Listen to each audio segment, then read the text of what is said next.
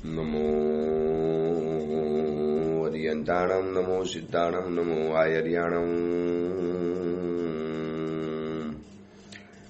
નમો વજ્જાયાણમ નમો લોહે સૌવ સાવણમ એસો પંચ નમુકારો સૌવ પાવપણાસણો મંગલાણમ ચ સૌવેસીમ પરમમ વૈ મંગલમ મંગલમ ભગવાન વીરો મંગલમ ગૌતમ પ્રભુ મંગલમ સ્થૂલભદ્રાદ્યા જૈન ધર્મો સ્તુ મંગલમ.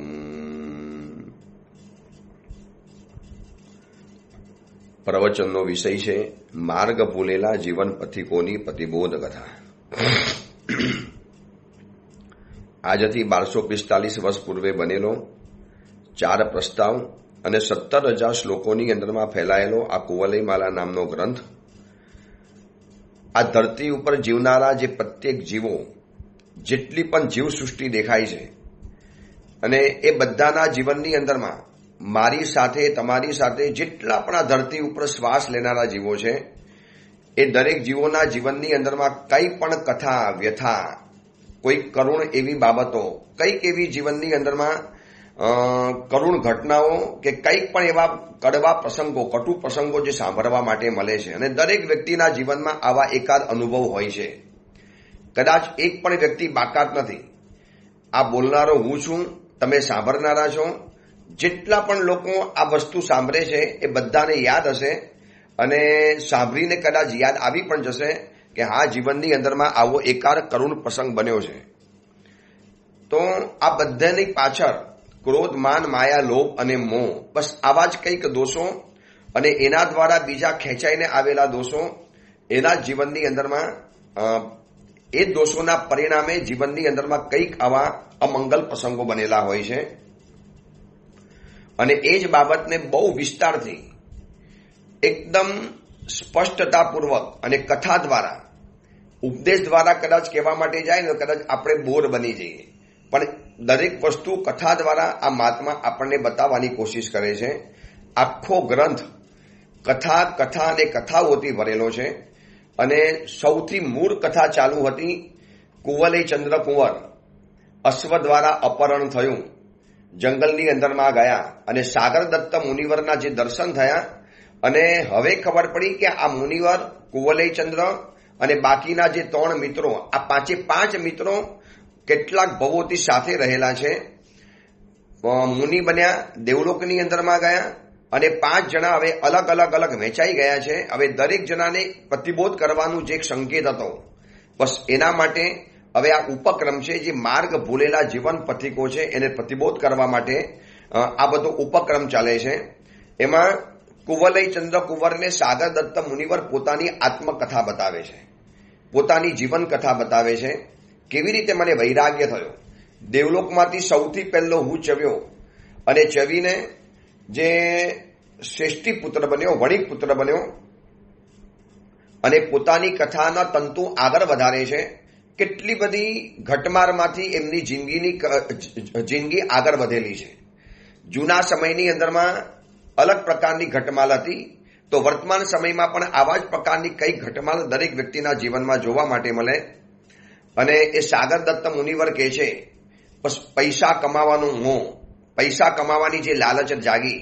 પેલી વ્યક્તિઓએ જે મને એમ કીધું કે પિતાના પૈસાથી તમે લહેર કરો છો, પિતાના પૈસાથી દાન કરો છો, એ સાંભળ્યા પછી મારા મનની અંદરમાં જે ઉદ્વેગ પેદા થયો અને એના કારણે જે પૈસા કમાવા માટે હું નીકળ્યો અને નીકળતા જયશ્રી નગરની અંદરમાં વૃદ્ધ વણિકના ઘરની અંદરમાં રહ્યો. એમને પુત્રવત રાખ્યો. એમને એટલી બધી મેં કમાણી કરાવી આપી, મારી હોશિયારી, મારી આવડત. અને શેઠે મને એક દિવસ બોલાવીને કીધું, જો તું જોવે છે ને મારા ઘરની અંદરમાં મારી આ યુવાન કન્યા અને એના ઘરની અંદરમાં રહેલી જે યુવાન કન્યા હતી એટલી બધી કામદેવની પ્રિયા જેવી મનોહર, એકદમ સૌંદર્યવાન, સુશીલ, સમજદાર, નમ્ર, કેટલાય દિવસોથી ઘરની અંદરમાં રહું છું અને એમની યુવાન કન્યાને મેં જોઈ છે. અને એ વખતે શ્રેષ્ઠી મને કહે છે કે દેખ સાગર દત્ત, મારી ઉંમર થઈ ચૂકી છે, સંતાન મને બીજું કોઈ નથી, અને આ મને સંતાનની અંદરમાં મારી આ એક જ કન્યા છે, અને તારા જેવો પતિ, મારી દીકરી માટે તારા જેવો જમાઈ મને કદાચ બીજો કોઈ નહીં મળી શકે, તો બસ મારી આટલી વિનંતી સ્વીકાર કે આ મારી દીકરી સાથે તું લગ્ન કરી લે. હવે આ લગ્ન કરવાની ઓફર એવી હતી કે કદાચ મેં લગ્ન કરી લીધા હોત તો 7 કરોડ નહીં, કદાચ એનાથી પણ વધારે કરોડ રૂપિયા હું કમાઈ જાત. પણ મારા મનની અંદરમાં એક ભૂત સવાર થયેલું હતું કે નહીં, પૈસા તો મારે પોતે જ કમાવા છે, મારા પોતાના પૈસા. એટલે મેં શ્રેષ્ઠીને કીધું, દેખો આપ તો મારા પિતા સમાન છો, આપની વાતને હું ટાળી પણ ન શકું, પરંતુ પહેલી વાત, સૌથી પહેલા નંબરમાં તો મારા લગ્ન થઈ ચૂકેલા છે. જોજો આ કથા વચમાં મારો તમારા કાન પકડીને કેટલીક વાતો સમજાવશે કે જીવનમાં કેટલીક ઈમાનદારી કેટલી જરૂરી છે. વરના સાગરદત્ત વાત છુપાવી શકતા હતા, કોને ખબર પડત પોતાની પત્ની ત્યાં રહેલી છે, અહીંયા મોટી હવેલી તૈયાર, આવી સરસ મજાની સુશીલ સૌંદર્યવાન કન્યા તૈયાર, અતિશય રૂપવાન કન્યા છે, સાથે બધું જ તૈયાર મળે છે, જામેલી પેઢી, દુકાન, જામેલો વેપાર, સરસ મજાની હવેલી, અને આખા ઘરનો પોતે એકલો માલિક રહેલો છે. કદાચ વાતને છુપાવી શકતો હતો, પરંતુ ઈમાનદારી, પ્રામાણિકતા અને નિષ્ઠા આ સૌથી મોટી જીવનમાં જરૂરી છે. અને શેઠે જ્યારે આ વાત સાંભળી, ઉલટાના વધારે આફરીન થઈ ગયા કે તારી ઉપર તો હવે મને વધારે પ્રેમ ઉત્પન્ન થયો છે, તું આ વાત છુપાવી પણ શકતો હતો. સાગરદત્ત મુનિવર કુવલયચંદ્ર કુંવરને કહે છે કે મારી આ ઈમાનદારી અને સત્યનિષ્ઠાને જોયા પછી શેઠે કીધું કે તારા જેવો યોગ્ય જમાઈ મને કદાચ આ વિશ્વમાં જોવા માટે નહીં મળે. મારી તને વિનંતી છે, અમે તો વયોવૃદ્ધ થયા, ક્યારે પણ અમે અકાલે આંખ મીચાઈ જાય તો અમારું કોણ, અમારા ગયા પછી આ દીકરીનું કોણ, અમારા આ વેપારનું શું? મારા સગા સંબંધીઓ છે, ઘણા લોકો મારી કન્યા સાથે લગ્ન કરવા તૈયાર છે, કારણ કે તૈયાર દુકાન, તૈયાર વેપાર, જામેલો બિઝનેસ અને આટલી મોટી હવેલી, કરોડો રૂપિયાનો મારો આ સંસાર, આ બધું જ લેવા તૈયાર છે. પણ મને તું સૌથી યોગ્ય લાગેલો છે. અને મેં વિનંતી કરી કે પહેલું કારણ તો એ કે મારા લગ્ન થઈ ચૂકેલા છે ઓલરેડી, અને બીજા નંબરની અંદરમાં હું એક કોઈ કાર્યની સિદ્ધિ માટે નીકળ્યો છું. હું પણ મારા ઘરમાં બધું છોડીને નીકળ્યો છું. અને સાગરદત્ત મુનિવર કહે છે કે મેં બધી જ બાજી ખુલ્લી કરી નાખી કે મારો ત્યાં પણ મોટો વેપાર, મારા પિતાજી, અમારી પણ હવેલી, અમે પણ બહુ શ્રીમંત પરિવારના છીએ, પરંતુ મારે એક કારણસર મારે અહીંયાથી જવું પડ્યું છે. કોઈ કારણથી મારા ઘરમાંથી હું નીકળ્યો છું. જો એ મારું કાર્ય સિદ્ધ થશે પછી આપ જેમ કહેશો એમ અવશ્ય કરીશ, પણ હમણાં તો નહીં. મને મારી કાર્ય સિદ્ધિ સિવાય અત્યારે મારે બીજા કોઈની અંદરમાં રસ નથી, કારણ કે હું સંકલ્પ લઈને નીકળ્યો છું કે જો કાર્ય સિદ્ધિ ન થાય તો મારે અગ્નિની અંદરમાં બળીને ભસ્મ થઈ જવાનું. હવે સાહેબ આપ જ કહો કે કાર્ય સિદ્ધિ કદાચ મારી ન થઈ અને હું અગ્નિની અંદરમાં બળીને જલીને સાફ થઈ જાઉં તો આપની દીકરી વિધવા બની જાય, આપણી દીકરીને કોઈ સંસારના સુખ ન મળે. માટે હમણાં હું કોઈ વચનની અંદરમાં નથી બંધાતો. સાગરદત્તની આ પ્રમાણિકતાને જોયા પછી શ્રેષ્ઠી પુત્ર ઓર વધારે ઓવારી ગયા કે ખરેખર તું જે કાર્ય સિદ્ધ કરવા નીકળ્યો છે એમાં હું તને બધી સહાય કરીશ, અને તું કહેતો હોય તો આ બધી ધન સંપત્તિ તારા નામે કરી લઉં, લે તું લઈ જા. તું જે કાર્ય સિદ્ધિ માટે નીકળ્યો છે ને 8 કરોડ રૂપિયા, એના કરતા વધારે સંપત્તિ મારી પાસે છે. સાહેબ તમારી સંપત્તિ છે બરોબર છે, પણ મારે મારી ભૂજા બલે, મારે મારી શક્તિ દ્વારા, મારે મેં પૈસા કમાયા છે એવું મને લાગવું જોઈએ, ફીલ થવું જોઈએ. આ તો તમારા કમાયેલા પૈસા છે, આ તો આપે પૈસા કમાયા છે, મને મારા પોતાના પૈસા જોઈએ છે. અને શ્રેષ્ઠી પુત્રની આ વાતને સાંભળ્યા પછી વયોવૃદ્ધ શ્રેષ્ઠી બોલ્યા કે ઠીક છે સાગરદત્ત, જેવી તારી ઈચ્છા, પણ જ્યારે ધન કમાઈને પાછો આવે ત્યારે અવશ્ય આ મારી બાબત ઉપર વિચાર કરજે. અને સાગરદત્તને કહે છે કે જો હવે તારી જે ઈચ્છા તો પૂરી લે, હું તારો પિતા છું ને, તને બધું જ કરી આપીશ. તારી જે પણ ઈચ્છા થાય, તારે સમંદર કિનારે પાર કરી અને વેપાર કરવા માટે જવું છે તો હું તને વાહન કરી આપું છું, સામાન કરી આપું છું, તારી પાસેના તારા પોતાના પૈસાથી કરી આપું છું. અને જે ખન્યવાદમાંથી મળેલા જે પૈસા હતા, એ ખન્યવાદમાંથી મળેલા પૈસા એ બધા જ મેં શ્રેષ્ઠીને આપ્યા, એમાંથી વહાણ ભાડે કર્યું, એમાંથી સામાન વગેરે લીધો અને એમાંથી કેટલી બધી વસ્તુઓ મેં એકઠી કરી અને પરદેશની અંદરમાં જવાની મુસાફરી શરૂ કરું છું. કુવલેમાલા ગ્રંથની અંદરમાં ખંડ્યવાદના વાત માટે કેટલીક બાબતો જણાવેલી છે, જાણવા જેવી છે, જે આજના સ્કૂલના સિલેબસમાં જોવા માટે નહીં મળે. જે આજની એક પણ બોર્ડ્સ, જેટલા પણ બોર્ડ્સ છે ને, અલગ અલગ કોઈ સીબીએસસી બોર્ડ ને દિલ્હી બોર્ડ, ગુજરાત બોર્ડ, આવા જેટલા પણ 12th 10thના જે બોર્ડ ચાલી રહેલા છે, એક પણ સિલેબસની અંદરમાં આ બાબતો જોવા માટે નહીં મળે, જે જિંદગીમાં રોજ માણસને જોવાની છે. આ કુદરતની મોટી પાઠશાલા, આ કુદરતનું બહુ મોટું પુસ્તક અને એની અંદરમાંથી આવી કેટલીક બાબતો જાણવા માટે મળશે, શીખવા માટે મળશે. આ ખંડ્યવાદની બાબત પણ કેટલીક જાણવા જેવી છે. કુવલેમાલા ગ્રંથની અંદરમાં આવી તો માહિતીઓ ઠેર ઠેર ભરેલી છે અને પુરાણા સમયની અંદરમાં આવા બધા સામાન્ય પ્રયોગો જે રોજબરોજ જિંદગીમાં કામ લાગતા હતા, જે રોજ જિંદગીની અંદરમાં જીવવાનું હતું, આજના સ્કૂલના સિલેબસની અંદરમાં કામની બાબતો ઓછી છે, જે રોજબરોજ જીવનમાં કામ આવે, દૈનિક જીવનમાં કામ આવે, રૂટીન લાઈફની અંદરમાં કામ આવે. તો થોડીક બાબતો જાણવા જેવી પણ છે કે જે એને ખંડ્યવાદથી પૈસા પ્રાપ્ત કર્યા. તો શું છે આ ખંડ્યવાદ? તો કે જમીનની સાથે જોડાયેલી કેટલીક બાબતો એને કહેવાય છે ખંડ્યવાદ. જમીનની અંદરમાં કેટલાક પ્રકારના એવા ઝાડ ઉગે, જમીનની અંદરમાં એવા કેટલાક પ્રકારના છોડ ઉગે અને એની સાથે જોડાયેલી કેટલીક બાબતો, ગુપ્ત બાબતો. તો અહીંયા પહેલી બાબત તો એ બતાવી છે કે જે ક્ષીર વૃક્ષ હોય છે ને, જેને આપણે આજની ભાષામાં કેક્ટસ ફ્લાવર કહેવાય છે, જેમાંથી ડાળી કાપો, એમાં કાણું પાડો, છેદ પાડો અને અંદરમાંથી દૂધ નીકળે, એને ક્ષીર વૃક્ષ કહેવાય છે. તો આવા ક્ષીર વૃક્ષ સિવાય આવા જેને આજને પ્યોર ગુજરાતી ભાષામાં જેને આપણે આકડો કહેવાય છે, આકડાનું વૃક્ષ, ઇંગ્લિશની અંદરમાં જેને કેક્ટસ ફ્લાવર કહે છે, તો આવા ક્ષીર વૃક્ષના સિવાય બીજા કોઈ પણ વૃક્ષની અંદરમાં અન્ય કોઈ વૃક્ષની ડાળી જો જોડાઈને ઉભેલી હોય. અમે વિહાર દરમિયાન કેટલી વાર આવા ખંડ્યવાદની બાબતો તો મેં બહુ વર્ષોથી વાંચેલી છે અને વિહાર દરમિયાન આવા પ્રસંગો જોયા પણ છે કે લીમડાના ઝાડની અંદરમાં આંબાના ઝાડને પણ એની ડાળ ઉગેલી જોઈ છે, અથવા તો આંબાના ઝાડ ઉપર એક વડની નાનકડી ડાળ ઉગેલી જોયેલી છે.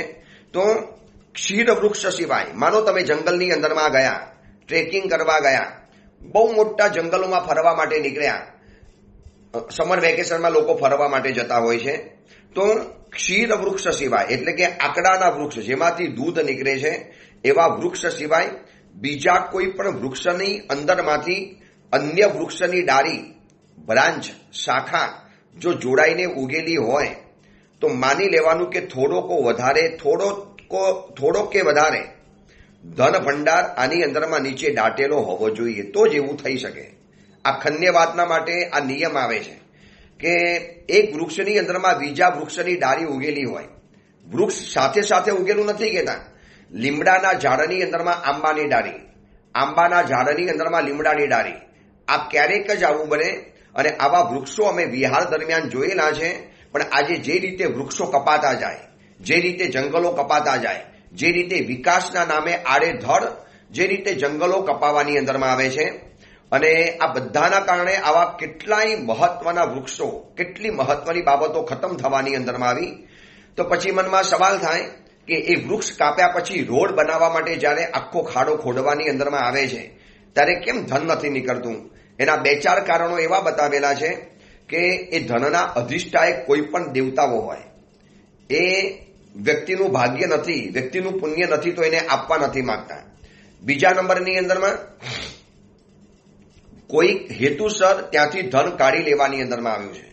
અને ત્રીજા નંબરની અંદરમાં એટલા ઊંડાણની અંદરમાં હશે કે એટલા ઊંડાણ સુધી કદાચ એટલો ખાડો ખોદવાની અંદરમાં નહીં ગયા હોય, તો આવા એક વૃક્ષની અંદરમાં બીજા કોઈ વૃક્ષની ડાળી ઉગેલી હોય, ક્ષીર વૃક્ષ સિવાય, ત્યાં થોડો કે વધારે, ભલે નાની માત્રામાં પણ ભંડાર તો હોવો જ જોઈએ. અને બીજા નંબરમાં બિલ્વનું વૃક્ષ આવે છે, બિલ્વ વૃક્ષ, પલાશનું વૃક્ષ આવે છે. હવે આ બધું તમારે જાણી લેવું પડે. બિલ્વ વૃક્ષ કોને કહેવાય, પલાશ વૃક્ષ કોને કહેવાય, એ આજના સ્કૂલના સિલેબસની અંદરમાં નહીં બતાવવામાં આવે કે બિલ્વ વૃક્ષ કેવા પ્રકારનું આવે, પલાશનું વૃક્ષ કેવા પ્રકારનું આવે. તો આવા વૃક્ષની અંદરમાં આ બિલ્બ અને પલાશ આ બંનેના વૃક્ષની અંદરમાં તો ચોક્કસ કહેલું છે કે અહીંયા ધન હશે જ. પછી નાનું પાતળું વૃક્ષ હોય તો થોડું, એનું થડ નાનું હોય તો થોડું લેવાનું, અને એકદમ જાડું વૃક્ષ હોય તો સમજવાનું કે બહુ પ્રકારનું ધન રહેલું છે. અને ચોમાસાની રાત્રે બહુ અને ઉનાળાની અંદરમાં થોડું હોય.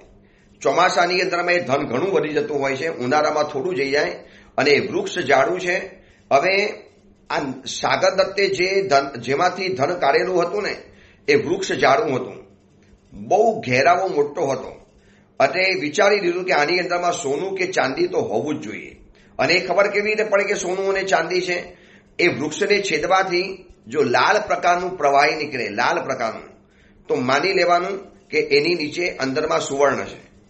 અને એ વૃક્ષને થોડુંક કાપ્યા પછી જો લાલ રંગનું નીકળે તો અંદરમાં રત્ન હોય, સફેદ કલરનું નીકળે તો ચાંદી હોય, અને પીળા પ્રકારનું પ્રવાહી નીકળે તો સુવર્ણ હોય. આવો સુવર્ણનો ભંડાર નીચે દટાયેલો પડ્યો હશે. આ એક કુદરત આ બધી જ બાબતો આપણને શીખવડતી હોય છે. પણ આજના સ્કૂલના સિલેબસની અંદરમાં આવી કોઈ બાબત આવતી નથી. બાળકોને આવી કોઈ જાણકારી પણ નથી હોતી. જૂના સમયમાં ગુરુકુલની અંદરમાં આવી પાયાની બાબતો, કેટલીક જ્યોતિષની બાબત, શરીરના લક્ષણોની બાબત, આવા ખન્યવાદ અને ધાતુવાદ, આવા બધી બાબતોની જાણકારી આપતા હતા, જેના દ્વારા કુદરતમાંથી જ આ બધી વસ્તુઓ પ્રાપ્ત થતી હતી. હવે સાગર દત્ત જે ખન્યવાદ દ્વારા જે પૈસા પ્રાપ્ત કરેલા છે એ પૈસા દ્વારા વાહન ખરીદ્યું, અંદરમાં સામાન વગેરે ભર્યો, અને એક દિવસ શ્રેષ્ઠીના આશીર્વાદ લઈ અને સારા દિવસે બિઝનેસ કરવા માટે નીકળ્યો અને નક્કી કર્યું કે યવન દ્વીપની અંદરમાં જવું છે. આજના કાલે યવન દ્વીપ એટલે આજે અનાર્ય દેશો છે, દૂરના દેશો રહેલા છે, એને આજની તારીખની અંદરમાં યવન દેશ તરીકે લોકો ગણતા હોય છે, યવન દ્વીપ ગણતા હોય છે. અને યવન દ્વીપની અંદરમાં કરિયાણું વગેરે ભરી અનુકૂળ પવન દેખાયો, સારો વાયુ થયો, દરિયાની અંદરમાં પાણીની ભરતી ચડી, અને સાગર દત્ત કુવલયચંદ્ર કુંવરને કહે છે કે મેં મારું વહાણ શરૂ કર્યું. નસીબ સારું હતું અને ભાગ્ય પણ સારું હતું. નિર્વિઘ્ન રીતે યવન દ્વીપની અંદરમાં પહોંચી પણ ગયો. પહોંચીને બિઝનેસ વગેરે કર્યો અને 7 કરોડથી પણ વધારે પૈસા કમાઈ લીધા એક જ મહિનાની અંદરમાં. એટલો બધો ખુશ થઈ ગયો, એટલો બધો આનંદ આવી ગયો. બસ મનની અંદરમાં કલ્પનાના મિનારા બનાવ્યા. 7 થી 8 કરોડ રૂપિયા કમાઈ લીધા છે. પાછો જઈશ જયશ્રીનગરની અંદરમાં, શ્રેષ્ઠીને મળીશ. પહેલા તો વાત સમજાવીશ કે મેં લગ્ન કરી ચૂકેલો છું, છતાં પણ શેઠનો બહુ આગ્રહ થાય અને કન્યા પણ મને ચાહે છે, તો લગ્ન કરી લઈશ. પત્ની, પરિવાર અને આખી સંપત્તિને લઈને જ્યારે નગરની અંદરમાં જઈશ અને કેવો વટ મારીશ, કેવા લોકોને બતાવીશ, જે લોકો દુર્જનો છે ને એ બધાના મોઢાને સીવી નાખીશ, મોઢાને બંધ કરી નાખીશ. કહીશ જો આ પૈસા કમાવીને આવ્યો, તમે કહેતા હતા ને બાપના પૈસે લહેર કરે છે, હવે તો મારા પૈસાથી દાન વગેરે કરીશ. આવું બધું મનની અંદરમાં વિચારણા કરી અને યવન દ્વીપથી બધા જ કરિયાના વળી પાછા એકઠા કર્યા. ધન સંપત્તિને સોનાની અંદરમાં લઈ અને બધી રીતે આગળ વધ્યો. કરોડો રૂપિયા કમાઈને જ્યારે નીકળી રહેલો છું, મનની અંદરમાં એટલી બધી કલ્પના ચાલતી હતી કુવલયચંદ્ર કુંવર કે બસ આમ કરીશ, નગરમાં જઈશ, લોકોને બતાવીશ, દાનની સરવાણી વહાવી દઈશ અને દુર્જનોના મોઢાને સીવી નાખીશ, બંધ કરી દઈશ. પણ કુદરતે કંઈક મારા માટે બીજું વિચારેલું હતું. હું જ્યારે આ બધી જ વસ્તુઓ લઈને નીકળતો હતો, વર્ષા ઋતુનો યોગ નથી, અત્યારે વર્ષા ઋતુ પણ નથી જ્યારે હું નીકળ્યો ત્યારે, પણ મારું જ કર્મ તૂટેલું હશે. અને અચાનક ભર દરિયાની અંદરમાં એવા ભયંકર કાળા વાદળો ચડી આવ્યા. આખું દુનિયા જાણે કે અંધકારમય બની ગઈ, રાત્રિમય બની ગઈ, અને એટલો ભયંકર વાવાઝોડા જેવો પવન ફૂંકાયો, બધાના જીવ તારીએ ચોંટી ગયા. લાગ્યું કે અચાનક આ શું થઈ ગયું. મને એમ લાગ્યું કે બસ જાણે કે મારા બધા જ મિનારા તૂટી ગયા, મારા કલ્પનાના બધા જ કિલ્લા ખતમ થવાની અંદરમાં આવ્યા. કેવી બધી કલ્પનાઓ કરેલી હતી અને ક્ષણવારમાં તો અંધકાર થઈ ગયો. આખું આકાશ વાદળોથી આચ્છાદિત બની ગયું. કશું જોવા માટે ન મળે. ચારે કોર જ્યાં પર નજર નાખો ત્યાં અંધકાર સિવાય કશું જોવા માટે નહોતું મળતું. ખલાસીઓએ બહુ મહેનત કરી કે વહાણને એક સલામત જગ્યાની અંદરમાં લઈ જવા માટે, પણ વાવાઝોડું પ્રચંડ એવું ફૂંકાતું હતું કે કાગળની નાવની જેમ ઘડીકમાં આમ જાય, ઘડીકમાં આ બાજુ જાય, ઘડીકમાં બીજી બાજુ જાય, અને રસ્તાની અંદરમાં ભયંકર ખડકો આવતા હતા. ખલાસીઓને ખબર હતી. એનાથી બચવા માટે, એનાથી દૂર રહેવા માટે બહુ કોશિશ કરી, પણ મારું કમનસીબ મારું એવું કે એક ખડકની સાથે વાહન એવું અથડાયું, એવું પછડાયું, વાહનના ભૂક્કે ભૂક્કા બોલાઈ ગયા. મારા કમાયેલા પૈસા, સોનું, ધન ધાન્ય, જેટલી પણ વસ્તુઓ ભેગી કરેલી બધી જ પાણીની અંદરમાં સ્વાહા થઈ ગઈ. મારી આંખની સામે બધા પૈસા તણાતા મેં જોયા. મારી આંખની સામે સોનું પાણીની અંદરમાં ઉતરી ગયું. મારી આંખની સામે માતા બધા વહાણોના ભૂકા થઈ ગયા. કુંવલય ચંદ્રકુંવર ખાલી વહાણના ભૂકા નહીં, એની સાથે મારી બધી જ ઈચ્છાઓ, કલ્પના, જે મનના મનોરથો, અરમાનો, જે લોકોને બતાવી દેવાના જે વાતો સોચેલી હતી, બધાનો ભૂકો થઈ ગયો. મારા સિવાય એક પણ વ્યક્તિ જીવિત નથી બચી. શું કર્મનો ઉદય છે? મારા સિવાય કોઈ વ્યક્તિ જીવિત ન બચી. મારા માટે પણ પ્રાણનો સંશય હતો, પણ ક્યાંકથી લાકડાનો ટુકડો મને મળી ગયો. લાકડાનો ટુકડો તો મળ્યો, પણ એને માતાને જેમ બાલક વળગીને રહે એવી રીતે વળગીને રહ્યો. પણ ઊંચા ઊંચા મોજાથી ઘડીકમાં આ બાજુ જવાનું, ઘડીકમાં આ બાજુ ફેલાવાનું, અને મારા જ વહાણની અંદરમાં તેલની ખાલી થયેલી જે કોઠીઓ, એ કોઠીઓને પણ વળગી પડ્યો. પરંતુ જાત જાતના મત્સ્યો, મગરમચ્છ, સિંસુમાર, આ બધા જલચર કોઈ મને ડંખ મારતા હતા, કોઈ ફાડી ખાતા હતા. મોટા મોટા કાચબાઓ મને નખ મારીને મારું લોહી પીતા હતા.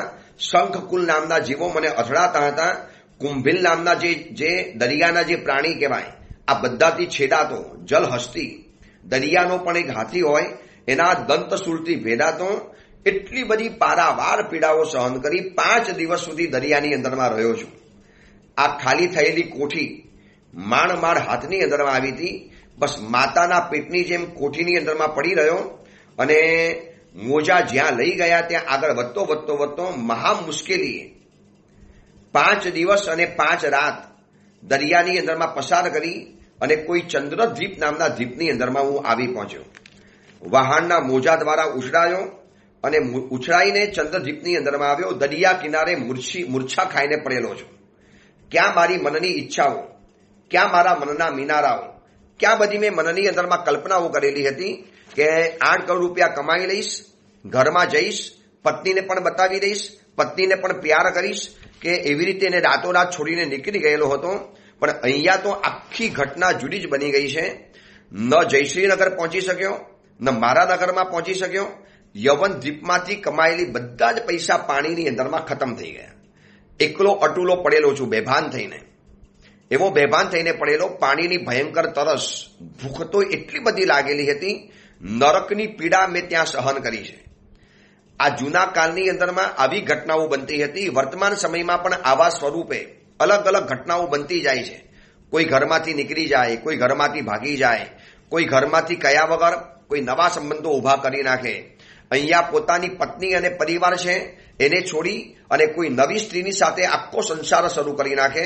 અહીંયા માતા પિતા એકલા પડી જાય, સંતાનો એકલા પડે, પત્ની બચારી એકલી પડી જાય, અને ત્યાં કોઈ નવી વ્યક્તિની સાથે સંબંધ શરૂ કરે, અને એ નવી વ્યક્તિ પણ એવો ધોખો આપે કે વ્યક્તિ બચારો પાછો પોતાના ઘરની અંદરમાં આવે. ઘરવાળા સ્વીકારતા નથી, અને જેની સાથે સંબંધ શરૂ કર્યો હતો એ તો વળી પાછા કંઈક બીજે પહોંચી ગયા. અને આ વિશ્વાસઘાત, ધોખાબાજી, આ સંસારમાં આવી ઘટનાઓ ચાલ્યા જ કરતી હોય છે. આ બધાના મૂળની અંદરમાં આ 5 દોષો રહેલા છે.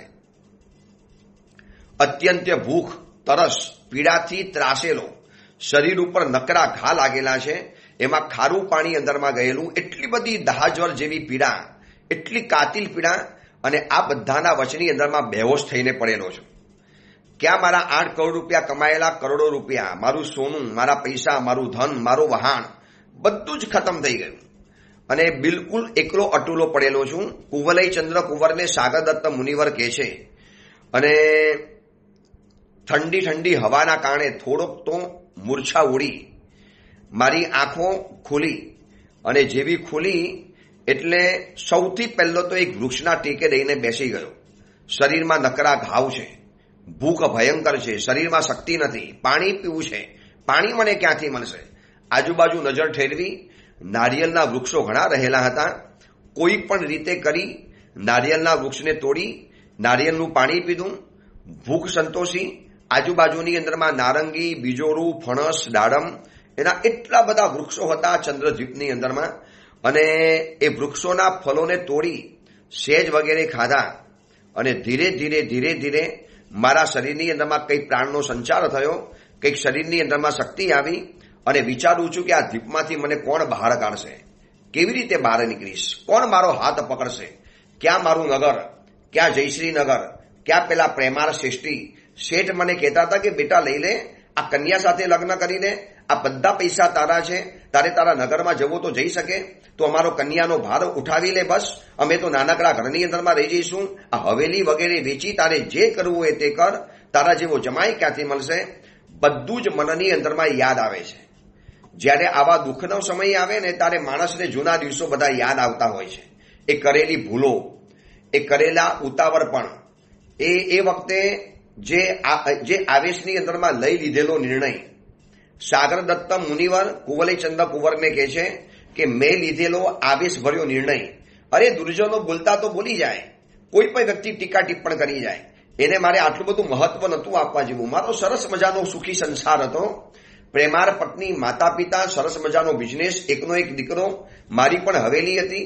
શું કામ મારે દુર્જનોના વાક્યોને આટલા બધા મનની અંદરમાં સ્વીકારવાના હતા? હવે જે થયું એ થયું. ચલો, બીજી ભૂલ તો મેં એ કરી કે શ્રેષ્ઠી જ્યારે મને સામેથી કહેતા હતા કે આ કન્યા સાથે આખી હવેલી તને આપી દેવા તૈયાર છું, મેં એ પણ વાત ન માની. ક્યારેક છે ને જીવનની અંદરમાં કેટલાક ખોટા નિર્ણયો ઉપર પાછળથી પેટ ભરીને પસ્તાવવું પડતું હોય છે. આજના યુવા યુવતીઓને આ વાત બહુ લાગુ પડે છે. યોગ્ય સમયે કદાચ એને સંયમ જીવન નથી સ્વીકારવું, સંસારની અંદરમાં રહેવું જ છે, અને યોગ્ય સમય યોગ્ય ગુરુ મળ્યા પછી પણ ગુરુએ કીધેલું આવી જાઓ સંયમ જીવનના માર્ગની અંદરમાં. બહુ સરસ મજાનો માર્ગ છે, સરસ મજાની આરાધના કરીશું અને કરાવશું, કદાચ પ્રભાવના પણ કરી શકશો શાસન અને ધર્મની. એ સમયે પણ નિર્ણય ન કરી શક્યા, એટલે એમાં પણ રહી ગયા. અને પછી સંસારની અંદરમાં રહેવું હતું, તો યોગ્ય કન્યા કે યોગ્ય યુવક મળતા હતા ત્યારે પણ નિર્ણય ન કરી શક્યા. પછી બાદ में करेंगे, अभी तो छोटी हूं, अभी तो छोटा हूं, अभी क्या जल्दबाजी, आगे हो जाएगा. બસ આની અંદરમાં ઠેલવી અને માણસ એવો આગળ નીકળી ગયો, એવું બધું છોડી દીધું અને પાછળથી પેટ ભરીને પછતાતો હોય છે. યાર એસા મેને નહીં કરા હોતા તો, એ વખતે નિર્ણય કરી લીધો હતો, એ વખતે દીક્ષા લઈ લીધી હતો, એ વખતે સંસાર માંડી લીધેલો હતો. આજે એવા ભરપેટ પછતાતા હજારો વ્યક્તિઓ તમને આ સમાજની અંદરમાં જોવા માટે મળશે. આ કથા કહે છે યોગ્ય સમયે યોગ્ય વ્યક્તિ મળે તો યોગ્ય સંબંધ બાંધી દેવા જેવો હોય છે. એક સરસ મજાના ગુરુ ભગવન પણ મળેલા હતા, એકદમ ગીતાર્થ યોગ્ય ઉપકારી ગુરુ ભગવન, એકદમ શાસ્ત્રનિષ્ઠ ગુરુ ભગવન, જેમને તમારા બીજા કોઈની અંદરમાં રસ નહોતો, આત્મકલ્યાણની અંદરમાં રસ હતો. એવા ગુરુ ભગવન મળ્યા પછી પણ ન નિર્ણય કરી શક્યા દીક્ષાનો, ન નિર્ણય કરી શક્યા લગ્નનો, અને બાવાના બેવ બગડી. અને આજે એવા યુવકોને મેં બેઠેલા જોયા છે, બેકાર બેઠેલા જોયા છે કે પેટ ભરીને પસ્તાતા હોય છે. એમાં આજની કન્યાઓ પણ આવી જાય. યોગ્ય સમયે સંયમ જીવન નથી સ્વીકારાતું. એક ગુરુની મળેલા હતા, સાધ્વીજી ભગવાન મળેલા હતા, ત્યાં પણ દીક્ષા લીધી નહીં કે પરિવારે લેવા ન દીધી. હવે જ્યારે યોગ્ય યુવક મળેલો છે, એના હાથ પકડવાની તૈયારી છે. માં કહે છે કે બેટા લઈ લો, આ યોગ્ય યુવક આવ્યો છે તમારા માટે, લગ્ન કરવા જેવા છે. ત્યાં પણ વાત ન સ્વીકારી લીધી, અને બધી રીતે બાબાના બે બગાડીને એવા બેઠેલા કે ન સંસારની અંદરમાં ગયા, ન સંયમની અંદરમાં ગયા. આવા તમને સમાજમાં સેંકડો વ્યક્તિઓ જોવા માટે મળશે. મને તો ગામે ગામ જોવા માટે મળતા હોય છે. હવે આ પેટ ભરીને પસ્તાય છે સાગર દત્ત મુનિવર પોતાની આત્મકથા કહે છે, નિરાશ થઈને બેઠેલો છું ઝાડના ટેકે. એટલી બધી જીવનમાં નિરાશા છવાઈ ગઈ, કેટલી બધી ઓપોર્ચ્યુનિટી મને મળતી હતી, કેટલી બધી કુદરતે મને તક આપેલી હતી, કેટલા પ્રેમાર માતા પિતા પણ મળ્યા. અજાણ્યા દેશની અંદરમાં માતા પિતા કરતા પણ સવાયા પ્રેમાર સાચવનારા વયોવૃદ્ધ માતા પિતા પણ મળેલા હતા. એની સુંદર સુશીલ યુવાન સ્વરૂપવાન કન્યા મળતી હતી, બધી રીતે યોગ્ય હતી, અને બધા જ પૈસા મને મળવા તૈયાર હતા, બધું જ કરવા તૈયાર હતા. એ પણ મેં જીવનમાં તક ગુમાવી દીધી. અને યાદ રાખજો, તક જીવનમાં એક જ વાર મળે છે. કોઈક સદનસીબ વાળાને જીવનમાં તક 2 વખત મળે છે, બીજી વખત તો નથી, ત્રીજી વખત તો કદાચ તક મળતી જ નથી. એ 2 વખત, 1 વખત માંડ મળે. કોઈ સદનસીબ વાળો હોય તો 2 વખત મળે, ત્રીજી વખત તક નથી મળતી અને આખી જિંદગી એ તકને ગુમાવવાનો અફસોસ. અંદરમાંથી હાઈવોય, અંદરમાંથી બસ રડ્યા કરવાનું. ત્યારે એ વખતે રડવા સિવાય બીજું જીવનમાં નથી હોતું. કેટલીક વ્યક્તિઓ તો જીવનમાં તકને ઓળખી નથી શકતી. તકને ઓળખી તો તકને ઝડપી નથી શકતા. તકને ઝડપવાની અંદરમાં જાય એની પહેલા તો કેટલાય બાનાબાજી કરી અને કેટલું કરીને જીવનમાંથી મહત્વનો સમય ગુમાવી નાખ્યો. જ્યારે અઠ્ઠાઈ કરવાનો સમય હતો, દાન કરવાનો સમય હતો, યોગ્ય ધર્મ કરવાનો સમય હતો, દીક્ષા લેવાનો યોગ્ય સમય હતો, અથવા તો સંસારની યાત્રા કરવાનો પણ યોગ્ય સમય હતો. આ બધા સમય ગુમાવતા ચાલ્યા. પછી કરીશ, આગળ કરીશ, પાછળ કરીશ, હજી તો ઘણી વાર છે, શું ઉતાવળ છે, અને આની અંદરમાં આખી બધી બાજી ગુમાવી નાખી. પસ્તાવા સિવાય કશું નથી હોતું. સાગર દત્ત મુનિવર કહે છે કે કુંવલે ચંદ્રકુંવર પેટ ભરીને પસ્તાતો હતો, પેટ ભરીને. આંખમાંથી આંસુ પણ પાડ્યા. ચંદ્રદ્વીપ સાવ એકલો અટુલો, માતા પિતા પણ દૂર છે, પ્રેમાળ માતા પિતા સમાન જયશ્રીનગરમાં રહેલા વૃદ્ધ પિતાજી એ પણ દૂર રહેલા છે, અને જીવનનું સર્વસ્વ હારીને સાવ એકલો અટુલો બનીને અહીંયા બેઠેલો છું. ન પ્રેમાળ પત્ની મળી, જે બીજી પત્ની મળી શકતી હતી એ પણ ન મળી, અને બિલકુલ ઝીરો શૂન્ય બનીને ઝાડ નીચે બેઠેલો હતો. અને હવે શું કરું, આગળ કેવી રીતે કરું? પરંતુ મારું નસીબ હતું કે કેટલીક વ્યક્તિઓને જીવનમાં તક એક કે બે જ વખત મળે છે, પણ કદાચ મારા માટે ત્રીજી તક આવી રહેલી હતી. અને ત્યાં જંગલની અંદરમાં દૂર દૂરથી સંધ્યાના સમયની અંદરમાં કોઈ સ્ત્રીનો રડવાનો કરુણ અવાજ સંભળાયો અને મારા કાન ચોંક્યા. આ જંગલની અંદરમાં સંધ્યાના સમયની અંદરમાં એક સ્ત્રી અને રડે. અવાજ ઉપરથી તો કન્યાનો અવાજ લાગતો હતો, યુવાન સ્ત્રીનો અવાજ લાગતો હતો. મને લાગ્યું કે કોઈ ભૂતની માયા છે, કોઈ માયા છે, કપટ છે. આ ચંદ્રદ્વીપની અંદરમાં એકલો અટુલો છું, શું છું, અને એ ઘટના શું બને છે, એકદમ રોમાંચક ઘટના છે. એની વાત આપણે આવતીકાલે વિચારીશું. બસ ચાતુર્માસ પૂર્ણ થવાની અંદરમાં બહુ થોડા દિવસો બાકી રહેલા છે. આખા ચાતુર્માસ દરમિયાન કુવલયમાલા ગ્રંથના પ્રવચનો ચાલ્યા. હવે ચોમાસી ચૌદસ, ત્યાર પછી કારતક સુદ પૂનમ. કારતક સુદ પૂનમે શત્રુંજય તીર્થની ભાવયાત્રાનું પ્રવચન આવશે. કારતક વદ એકમના દિવસે અમારા પૂજ્યપાર ગચ્છાધિપતિ શ્રી જયગોર મહારાજાનો કાર ધર્મનો દિવસ. તો એમના પણ આપણે થોડા ઘણા ગુણાનુવાદ આપણે ઓડિયો પ્રવચન દ્વારા જાણીશું. અને ત્યાર પછી મારો શંખેશ્વર અને ગિરનાર તરફ વિહાર શરૂ થવાનું છે. આ ચાતુર્માસ પછી કેટલા વર્ષો પછી, લગભગ 35 થી 37 વર્ષ પછી, 37 પછી ગિરનાર તીર્થના દર્શન કરવાનું સૌભાગ્ય જાગશે, અને 10 વર્ષ પછી શંખેશ્વર ભગવાનને ભેટવાનું સૌભાગ્ય જાગશે.